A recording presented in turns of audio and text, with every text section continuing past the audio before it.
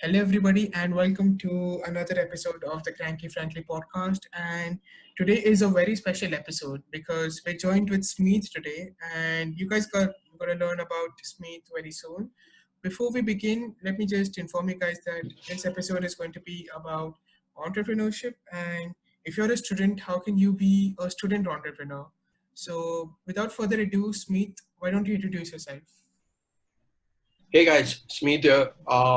I'm a second year undergraduate student at the University of California, Santa Cruz. I'm majoring in maths and economics combined, and uh, I see myself in next 10 years running a company which is going to be super dear to me and probably something that you guys would be using in your day-to-day life.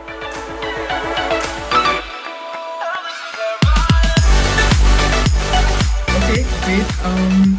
That's exactly what we're going to be discussing here today as well. So, running a business and entrepreneurship go hand in hand. And before we begin with how to be a student entrepreneur or what is entrepreneurship in general, let's just define entrepreneurship based on our experiences. So, in my opinion, I think that entrepreneurs are people who have the ability to take initiative and start their own business. These people, they don't want to work for someone else in their own company. They would rather start their own business and be more successful based on how hard they work. What about you? What do you think entrepreneurship means? For me, I feel entrepreneurship.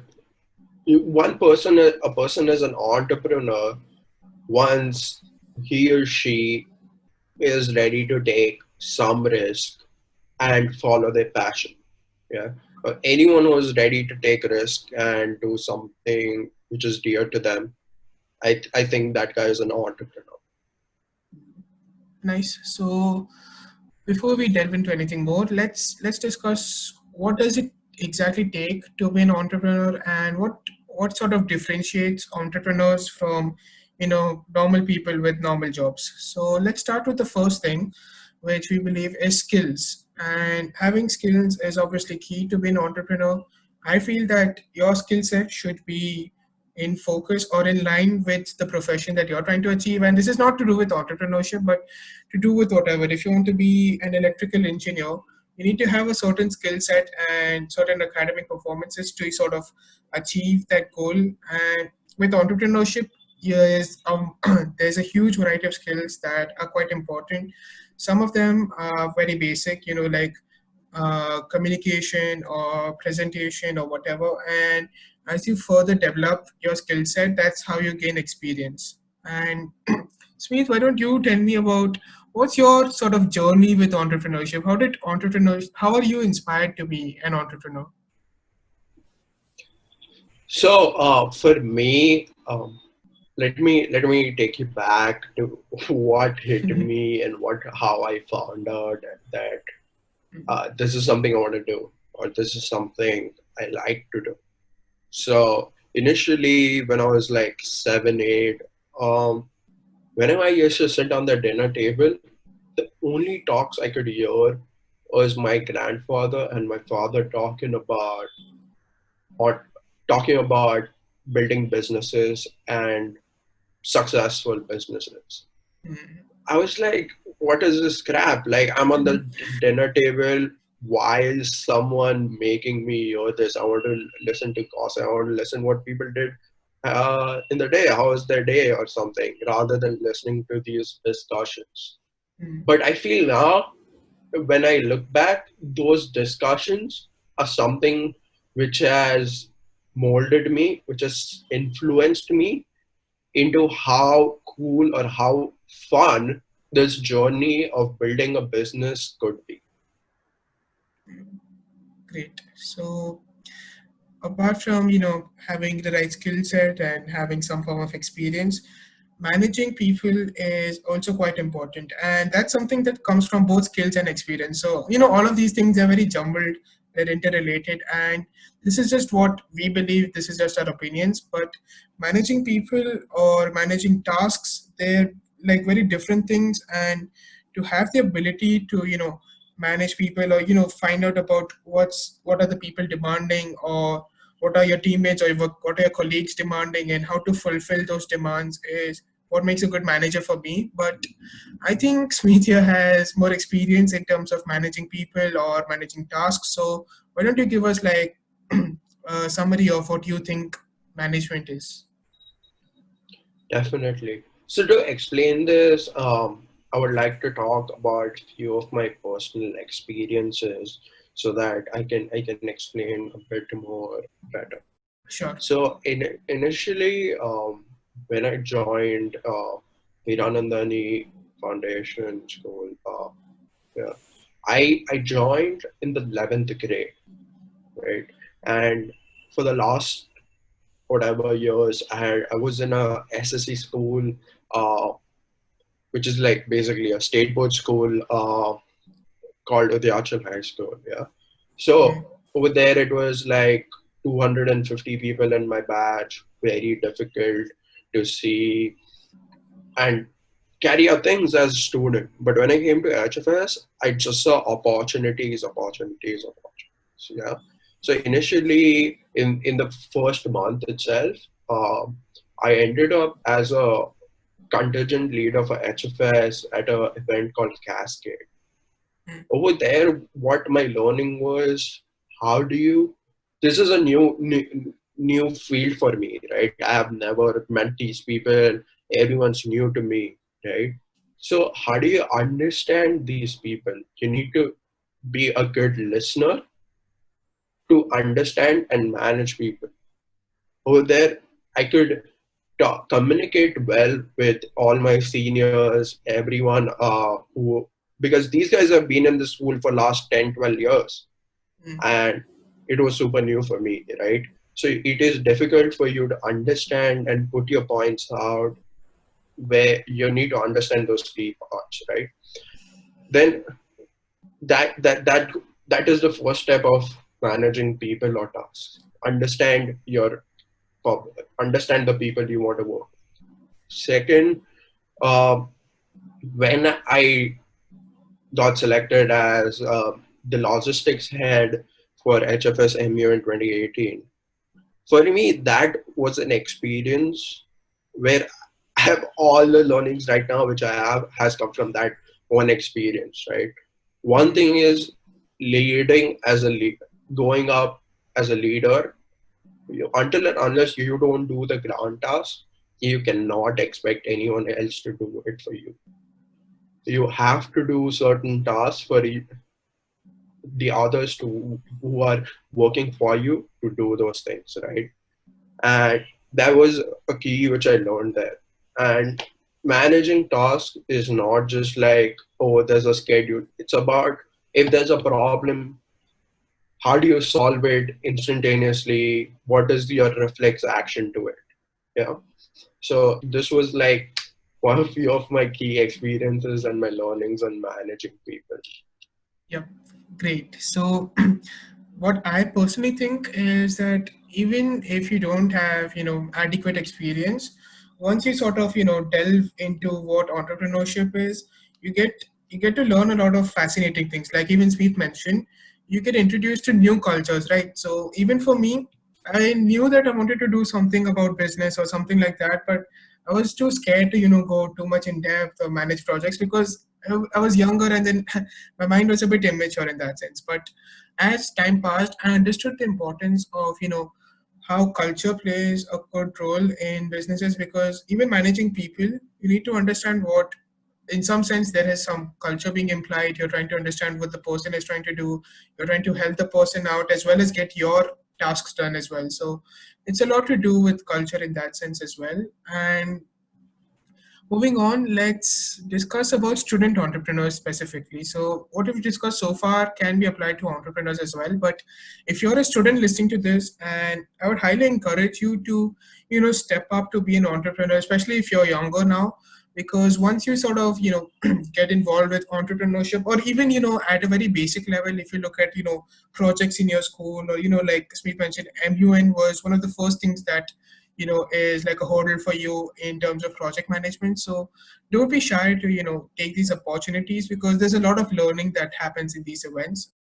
Student entrepreneurs are basically students who know you're very passionate about taking initiative and getting some form of exposure to the world of business. And that transition from just being a student and learning things in theory, from that to applying it in real life and learning how this thing works in real life. For example, in business studies you'll learn a lot about operations management. For example, you learn a lot about different techniques or different ways how operations work, but once you actually implement those in real life, you get a much better understanding of things. So that's just an example. But now let's discuss what sort of opportunities are available for students. And if you're a student, how can you start your own student managed business, or have your own project. So Smeet, I would like to know from you personally, in college or even in high school, if you want to share, what type of opportunities apart from the ones you've mentioned were available to you, and how did you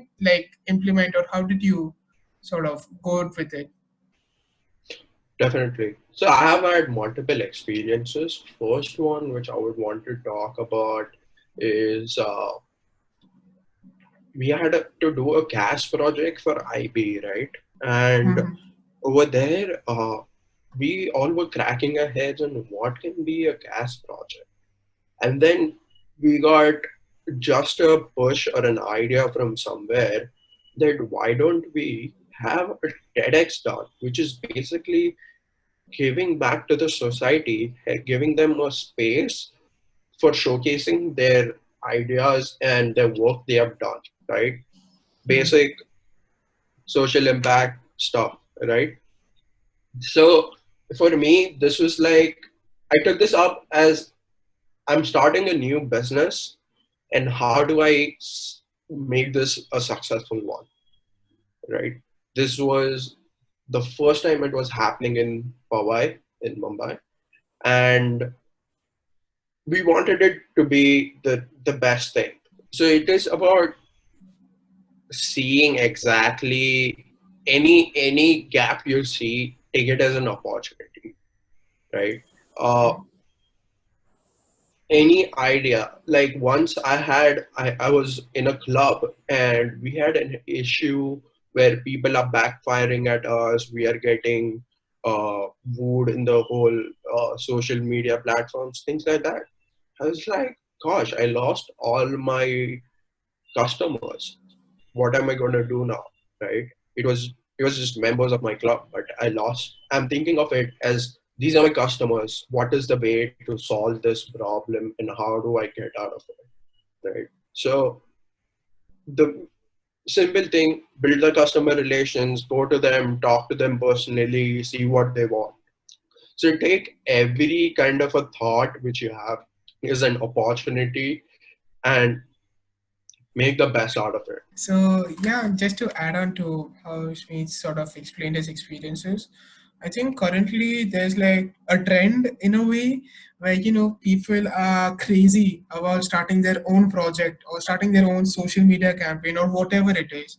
And I personally think that it's quite good, because not only is it an opportunity for people who are managing these projects and working with people, they also provide opportunities for people just to be a part of a team like that. For example, if there's a social media page that's promoting something like how to spend your time during the quarantine, like in the coronavirus lockdown, how are people spending time during the quarantine. And I feel that project like these is going to promote people to obviously start their own projects as well as people to participate in that project itself and sort of tell the world that okay, I'm doing these activities. And ultimately it's going to build a lot on your profile, which we'll get into later. But that's something that I find amusing, how social media has played a role in this. Even stuff like content creation, and this project is actually a good example for that as well.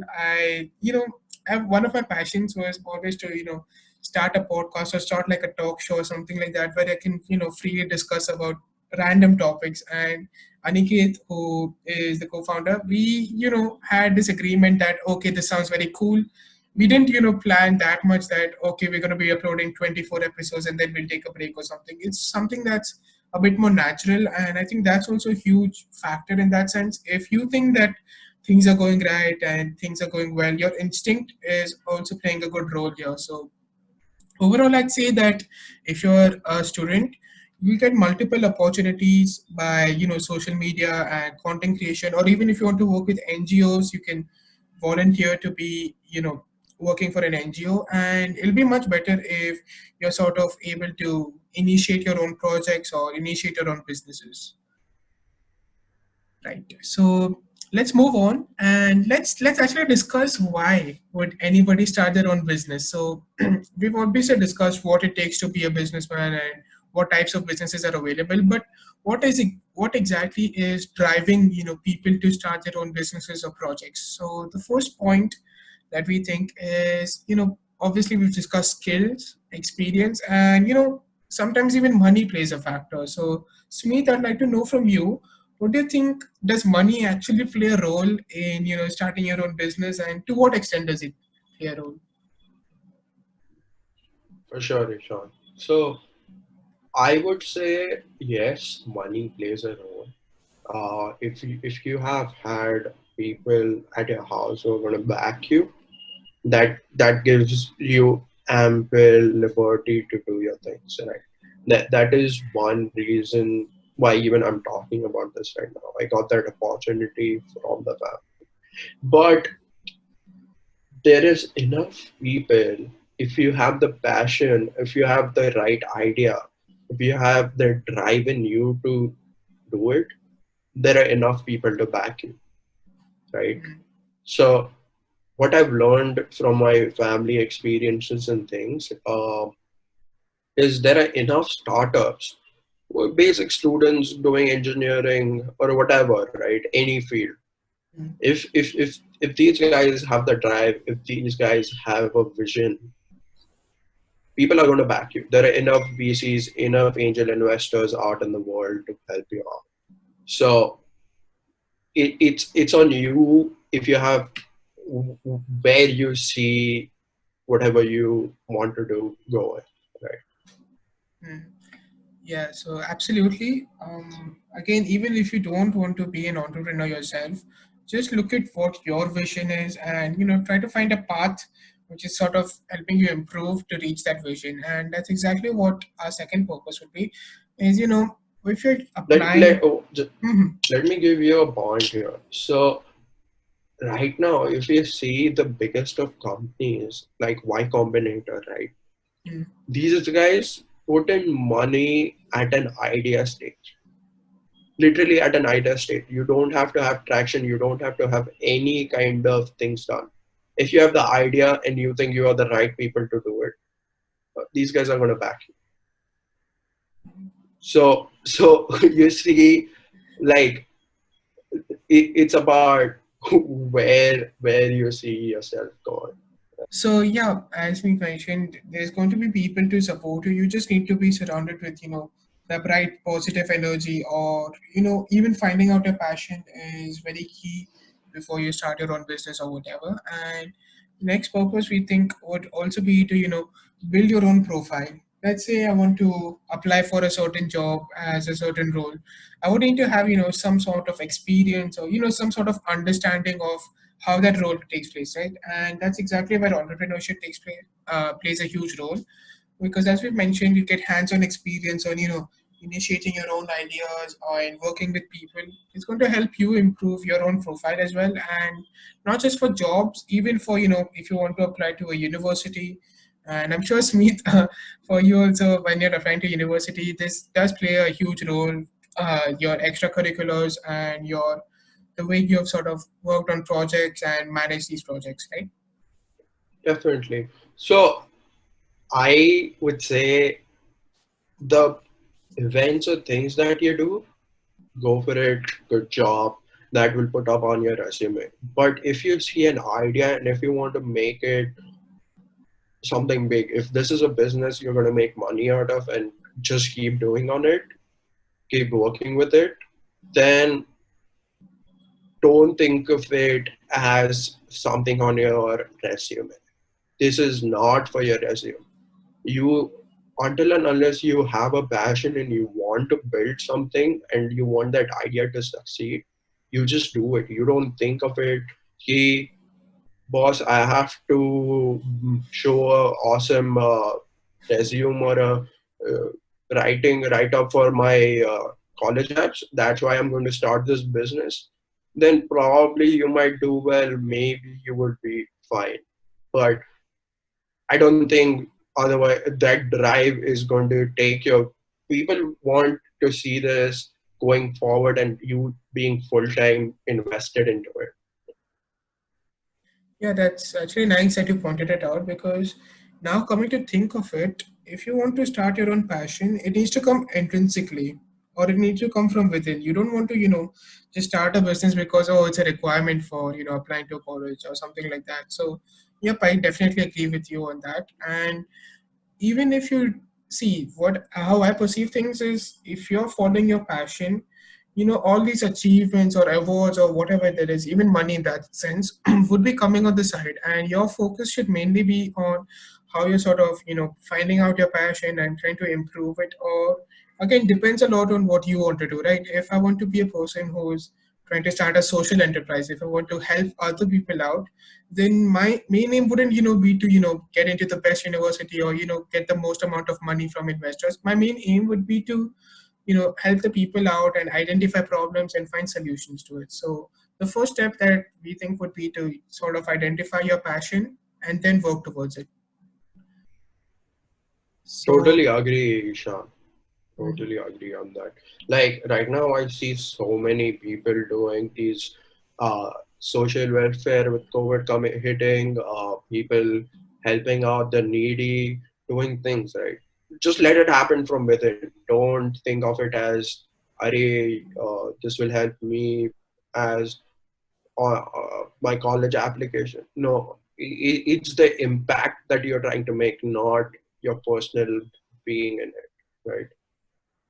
Absolutely. So one more important thing that entrepreneurs can enjoy is getting contacts. And again, we have Smeet here, but I think we have somewhat of a clash in opinions in terms of contacts because let me be honest, I personally think that I don't want to have the biggest network of people purely because firstly, this is just my opinion, but firstly, things can there's a lot of miscommunication happening if people sort of perceive your things incorrectly because even if suppose I'm putting this podcast out and you don't agree with some of the points and suppose you just completely disagree with it, you're like you want to ban this podcast, you're disliking it, you're reporting it, so there can be some form of miscommunication happening.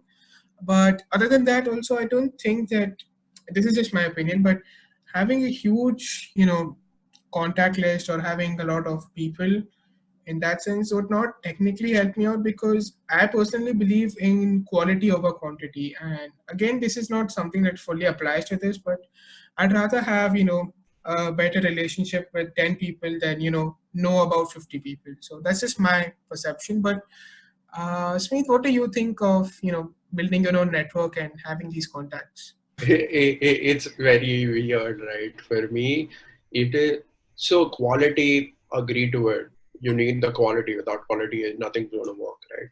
But when you go out, if you don't have the number, if you don't know a multiple number of people, like if you are trying to, if you have an idea, you're starting a company, you just know five people in your horizon, right? You know them well, you know what these guys can do, but if you aren't able to reach out to a community of people and find out the right tech guy for you to build your company, then what are you going to do with your five guys? Like, you cannot build it, right? Simple. You need to have the horizon of people, and then you can find out what it is. So it is not always that you need to know these people. You just need these people to start knowing you rather than you knowing and finding out every person out. That's interesting because again we sort of have listed down the pros and cons in some sense of having network, and I feel that with social media and all of this IT stuff building up, increasing our contacts has become easier, and platforms such as LinkedIn especially have started using LinkedIn recently, and I find it actually amusing to find out what other people are doing. And it's not like Instagram where you're just putting stories or whatever. It's a bit more formal and structured. So also, side note, if you're listening to this podcast, please follow us on LinkedIn. LinkedIn for me and Smeet will both be in the description. Yes, yes. So I am super active on LinkedIn, guys. LinkedIn is is the thing. Once you see yourself doing something as an entrepreneur, right? You have to be on LinkedIn and build your Yeah. community around you. If you aren't posting enough, like, okay, so if you see Instagram, right? That's what you talk about, right? So Instagram is your personal life, whereas I feel LinkedIn, you can just accept or follow anyone in the world. You don't care about who these people are. You can be friends with anyone, reach out, send a text to anyone. If some weird person texts me on Instagram, I'll not even open it. But if someone texts me on LinkedIn, I'm I'm literally going to open it and find out what this guy does, right? So LinkedIn has become a huge thing, guys. Get on it. It's super cool. Yeah. So again, It's it's a sorry to it's a interrupt you. place where yeah, it's a place where I learn. Like, you learn a lot. You follow these people who are doing insane things. Like, there are so many people at a young age right now who are building these companies, giving these talks, writing books. I'm like, wow, this is crazy. Yeah. So, yep, these people are obviously more inspiring than, posting a selfie on Instagram or something like that. So, we do have a huge contrast between Instagram and LinkedIn, but I think there can be a whole discussion on that as a whole separate episode. But, Sure. yep. Yep. So, yeah, I feel that I agree that Instagram is more, like social, or if you want to like message someone or meet someone, you just ask them on Instagram. But LinkedIn is a bit more professional in that sense. You're trying to let people know who you are and what is your sort of goals and all of that stuff. And obviously, you can reach out to people on LinkedIn. It's very useful. You get to meet these people, and they're probably going to help you out. And like again, like Smeet mentioned, if someone's messaging me on LinkedIn, I may want to just open it and read it because firstly, I'm curious to know what they're asking, and secondly, it can just be like a life changing opportunity. What if someone's like, I want to like give you $10,000 because I'm very proud of you. I mean, it's never gonna happen, but if something like that happens on LinkedIn, it's gonna be you don't want to miss out on something like that. So yeah, I think LinkedIn is a good platform to begin with as well. So let's move on. And now all this time we're talking about how entrepreneurs are good and why you should have your own business or whatever, but most people, they sort of neglect how difficult it is to be an entrepreneur, and how difficult it is to anticipate certain things, like anticipating changes. Like even with the COVID thing, no one was expecting like such a huge recession, a lot of these difficulties. So let's give it some form of structure. We think that, or I think at least, that time management is one of the most important skills in any profession ever. And it's even more challenging as an entrepreneur because not only are you managing your personal life, you're also managing your professional life, where there's, depending on your business size, there may be like 200,000 people working under you, there may be 200 people working under you. You need to manage your time and make sure that the time, because as an entrepreneur, you're not only going to work for yourself, you're in a way an influencer. Your actions are followed by many other people, so you need to be very careful with time management and how you're trying to like manage your time and how much time are you investing in certain things. That sort of becomes like a priority. So even with this project, for example, if I really want it, I can spend more hours on this, I can promote this everywhere and get this huge thing. But currently that's not possible because of high school. But on what I'm trying to say is, in the future, in the long run, if you want to be an entrepreneur, you need to treat your business like it's a child, right? You need to take so much care of it. You need to make sure it's getting the best facilities. And that's just like a comparison in my head. Any thoughts on that? Definitely, yeah. Once you start a business, exactly as you said, it's your baby, right? So once you start it, it is 24/7. That's all you have to do. You think about it, you do anything, pitch to hundreds, thousands of people, right? That's when you understand your market, you understand people's opinions. So every minute you are just thinking about how you make this big, right? Well, there's no other thing than that. Once you have your company, this, like, if you have the passion for making a company, then it's like 24-hour a day. Yeah, so just to come back to what you had said earlier in your introduction, you said that even at the dinner table, your parents are having discussion about businesses, and that just proves that there's no like like with jobs, they've got people who are doing 9 to 5 jobs, and that's the end. With businesses, you're more in you're thinking about it 24/7. Even if you're like having dinner or having food in general, you're still gonna find a way to communicate and get more ideas and get stuff done. Yes, yes, So yes.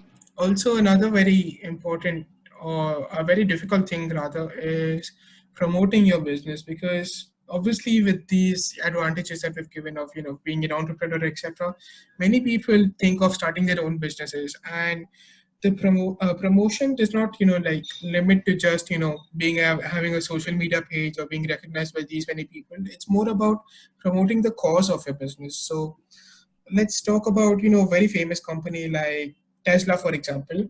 Tesla's cause is obviously to one of their motives is obviously to make profits and get recognition, etc. But their main motive is to sort of promote electrical cars, which are better for the environment. So that's just an example that I'm taking. And even if you look at promotions by Tesla, you're not going to find a lot about our car has the best headlights or the best quality windows or something. They're going to be focusing more on what are they actually promoting to do, what is the purpose or what is the passion that's driving them to be what they want to be. And I think that's again quite subjective. Many people perceive that promotion goes a lot into pricing, and if you want to be a good business you need to be cheap and all of that stuff. So again, that's open to many interpretations. And I want to know from you, what do you think, is promotion actually very important in businesses or not? I would say over promotion, it is building your community. How do you build the community around whatever you do? So promoting is the way to do it, but it's about building the community for whatever you're doing, right? So I'm a I'm a co-founder at a company called Get Virtual, right? Mhm. So for us, what we do is we help students at Get Virtual help local small businesses put their operations online for college credit. So over here, there are two things that we are promoting. One is helping the small businesses, and on the other hand, helping the students with their entrepreneurial learnings, right? Until and unless we don't build this community of people excited to learn entrepreneurship, it's not going to grow, right? So this is this is kind of what I see. Like it is a key for every business to build a community. Mm. And just to transition that, to build your community, you need to communicate effectively. If people don't know what you're trying to promote, they're most likely not going to, go through your product or be invested in what you're doing. So, communication, again, there's multiple types and multiple forms of communication, but in general, communication is basically, the form, the method by which you're supposed like transferring a message. It's as simple as that. But again, with businesses, you've got different, streams where you communicate. You communicate with your suppliers, with your customers, with your employees as well. And effective communication is, just using the right method and, making sure that everything's in place.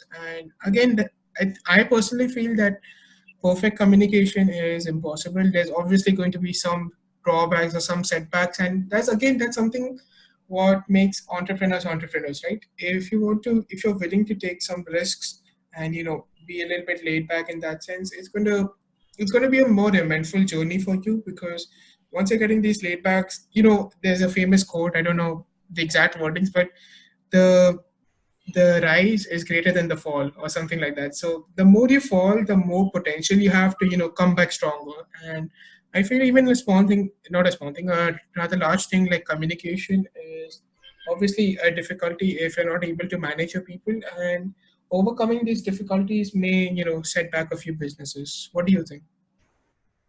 So about communication, what I usually do or what I think while I'm communicating with anyone is, what is the other person I'm trying to talk to want out of me, or what does he want, right? Basic. Mhm. And then how do you build your pitch or whatever you want to talk about to him according to what he wants? That's the key of communicating anything. You need to understand what the other person wants while you're talking, right? So that's a key. Everyone is bullish about themselves. Okay, that's not a joke. It's just facts, right? Everyone wants things for themselves. Yeah. How do you get what he wants, as well as get things out of him what you want, right? So that's a key to communication. And so another, obviously, probably the biggest difficulty, or probably the biggest limitation of being an entrepreneur, is the risk involved.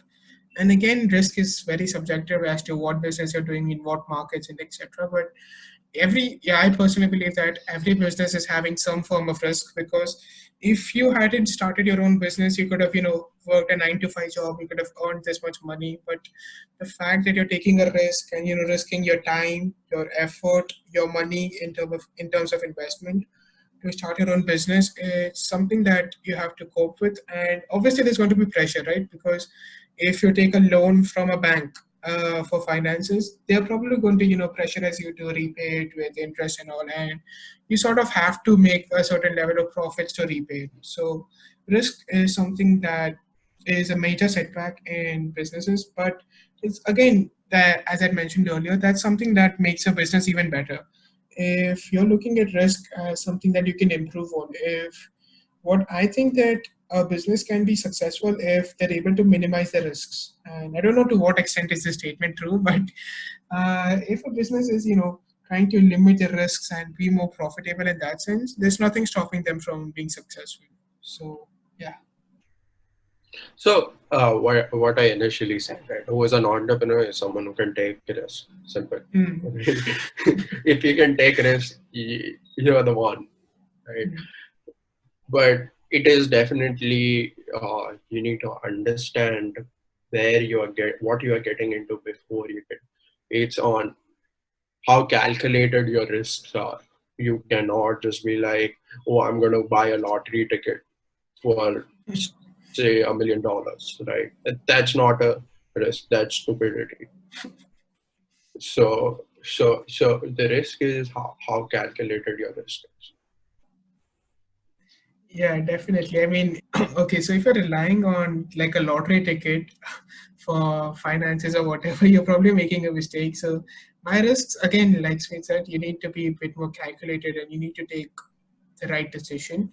And one of the most, you know, important things of a business, and something that they may find it difficult, is innovation. And innovation, from in my definition, just means standing out from the rest, and being yourself.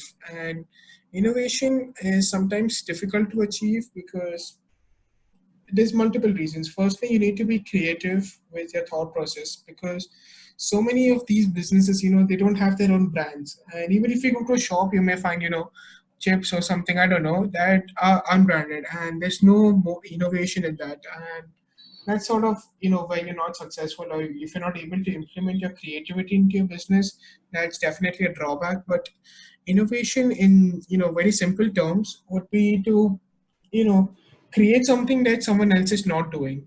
And good example for that would be, having a USP. So I'm sure all of you guys listening would know that USP is, unique selling point or something that's differentiating you from other businesses. Because even in markets, you're going to have competitors, you're going to have rivals who are providing the same things to customers as you are. But what separates the both of you is your innovation. And again, innovation can be achieved in multiple ways. I have mentioned about branding, and branding definitely sets you out from other things, as well as pricing. All of your listeners would may be aware of, how Geo entered the market of, internet service, and how they used, a very innovative strategy of, setting such a low price, and they captured, the whole market. Right now we all know that Geo is one of the market leaders in the industry, and you need to be innovative with how you're strategizing your business. And that I feel is where, you need your skills and you need your experience to be in place. And any thoughts on that? Yeah, Geo is like the best example for even marketing. The money they put in was literally zero, right? Whatever they built, they put in money for years, whatever, that's okay. But the marketing they did was zero. What? We are going to give it for free. That was the only marketing they did initially, right? So So it's about what kind of iteration do you do to make it big. There is always going to be competition. Like even if you're a first mover, there are going to be people who can copy you and make it better. But that's what people talk about, the unfair advantage you have. Why do you have that unfair advantage? Is it the people who are working on it? Is it your idea? Is it the whole product, right? Whatever it is. So for Geo, it was the marketing, right? Everyone gives into it. It's the marketing. It was um, the the unfair advantage they had. Great. So hopefully right now all of you guys have understood, what we interpret of being an entrepreneur. But now just, for a bonus, let's ask Meet, what is your, sort of journey of entrepreneurship, like owning your own proper business, apart from school activities, obviously they'll be here and there, but about, the transition from your school life to starting your own entrepreneurship. So, just plug your own business here and just talk about it. We'll love to know. For sure. So my first ever experience with entrepreneurship was at an entrepreneurship academy, which was held by Oxford in India, somewhere in Panvel, and that's when I it opened my eyes on like how people think on ideas. What is just thinking out of the box. That was my first ever experience. Then I did an entrepreneurship academy again with YA, which is Youth Entrepreneurship Academy. So that was a great experience. I knew how do you find the right team members, learned, worked on a blueprint of a business called Rice Box. So that was the starting stages. And later, when COVID hit, right, one of our mentors reached out to me saying like, "Hey, this is a company we are starting. Would you like to be a part of it as a project manager?" Little did I know it was 9 young students at UC Santa Cruz and couple of mentors. We start a whole business on helping local businesses go online. So we started off with like one company and trying to help them set up their online businesses. Now we have more than 150 companies who have signed up uh, for our help, and we have almost 35 students working on it at the moment. So this is something which is going around California, around the US, and hopefully soon we'll be in other parts of the world. Mm, great. So I think all of us can, learn something about this. And your business specifically, what I find amusing is not only, again, you've mentioned it before, but not only is it going to be helpful for business owners to set it up online, but it's also going to be an opportunity for many young enterprising minds to work for the business. So I think that's a great initiative that you've taken. And just for one last bonus, is there any from all of your experiences, are there any specific tips or any like ways that you can present your ideas, like even in pitches, or just building relationships with stakeholders? What have you learned, like what do you think are essential to be good at these things? First thing is, do the homework of whom you are pitching here into, or whom you are trying to talk. Get Do a complete research on who are you trying to talk to. Find their pain points. Find what they want. Right. Basic thing what I spoke about communication as well. Right. You need to understand what the other person wants, and that's how you build your own pitch and your own ideas. And the other thing which is there is being passionate about what you're trying to talk. Like, there should be full passion in it, whatever you're trying to say, right? Mhm. It should be so convincing that that person should be ready to invest whatever time, money, whatever it is for you. Cool, then. I think hopefully all of you guys have, enjoyed listening to this podcast. And again, we have a very special guest with us, Meet. And just like to say thanks a lot for joining me today and talking about entrepreneurship and student entrepreneurship and, all the various things you've talked about. So thanks a lot for joining. And thanks a lot to everyone listening to this. It really means a lot. And if you could please like and subscribe, it will help us grow as a community. And again, even Smeet has pointed out how growing your community is important. So it'll be great if you guys can like and subscribe. And links for Instagram and LinkedIn will be in the description. And yeah, make sure to check us out. Awesome, awesome, Ishan. This was a great experience. And one thing to the viewers, anyone who's trying to be an entrepreneur or wants to learn project management, do reach out to me. Happy to help at Get Virtual. Anyone in the world, anyone who wants to work on it.